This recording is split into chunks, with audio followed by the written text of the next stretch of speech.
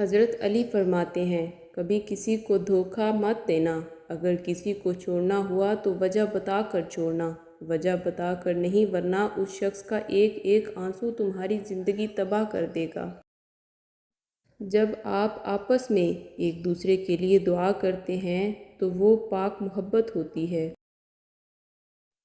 آگ لگانا تو انسان کے بس میں ہے، لیکن ہوا کا رخ بدلنے پر قادر کوئی اور ہے۔ ہمارے چہرے پر ایک زبان اور دو کان یہ پیغام دے رہے ہیں کہ کم بولو اور زیادہ سنو۔ آئینہ جب بھی اٹھایا کرو، پہلے دیکھا کرو پھر دکھایا کرو۔ تم کسی کا کچھ مت بگاڑو، اللہ تمہارا کچھ بگڑنے نہیں دے گا۔